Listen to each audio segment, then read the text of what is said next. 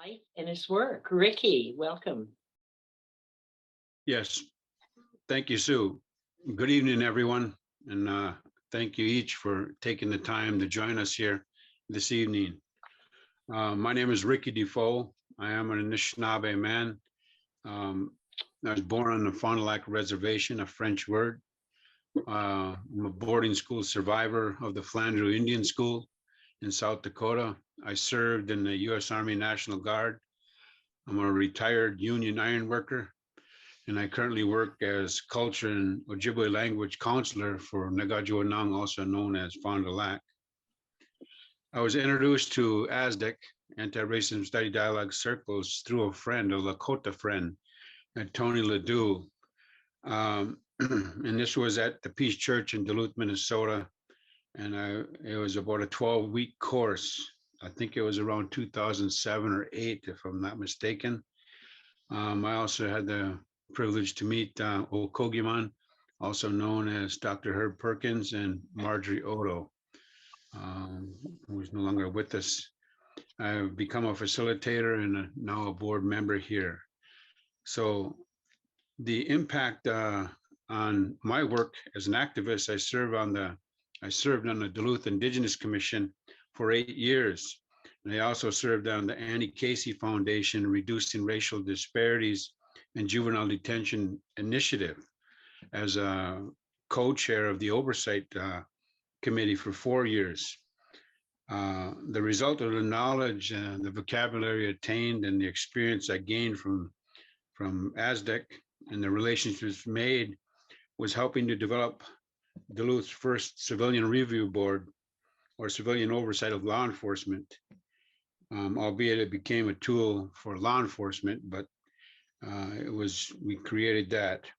We also looked to help to create for the Arrowhead Juvenile Center a risk assessment instrument for detention and identifying alternatives to detention. We reduced Native youth detention from about 14 out of 28 beds down to 3. The folks at Arrowhead Juvenile Center became worried for their jobs because the juvenile detention facilities beds were emptying.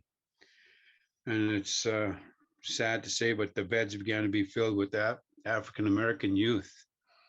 This tool used by law enforcement and also this the beds being filled by African-American youth is an example of the elasticity of racism in America. And ASDIC experience also helped when the white supremacists came to Duluth to protect the unfair campaign that identified white privilege. So we had that self-worth and self-understanding to be able to counter what the white privileges or what the white supremacists. ASDIC's impact personally was the raising of self-esteem, self-worth, and awareness, and the keenness to recognize not only racism, but colonialism, capitalism's exploitation of Black, Indigenous, people of color, marginalized communities, and also patriarchy. I think the biggest personal impact was understanding the concept of philosopher Louis Althusser's interpolation, where one internalized racial stereotypes, internalized alleged character traits, and internalized racial representations that are given by society, conferred on me by society, and whether I accepted or rejected it. And as an example, it would be like a drunk Indian. My name is DeFoe. I was French. I live on Fond du Lac, which is French. Duluth, where I grew up, is French. But when I went to school, they said that you're an Indian boy. And then all those negative connotations came from that. So that was very important to understand that concept. ASDIC was critical for me to understand that.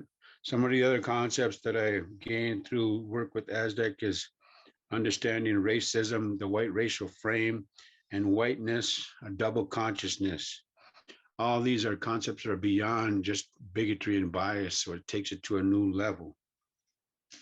ASDIC has changed my life for the better, truly enhancing the true perception of the world.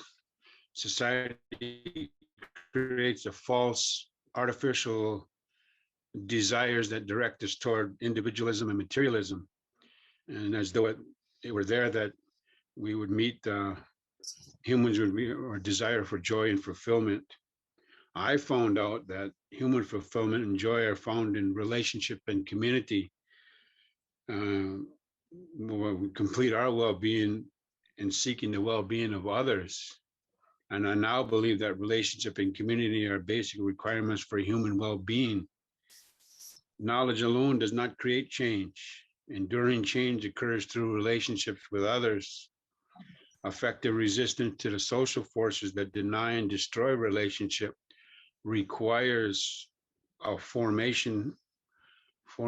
of coalitions across racial groups.